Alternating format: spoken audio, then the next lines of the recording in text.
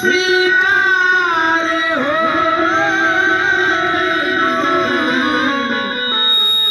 हमसे मिलाओ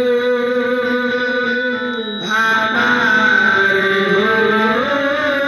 जीवन हमसे मिलाओ हमारे हो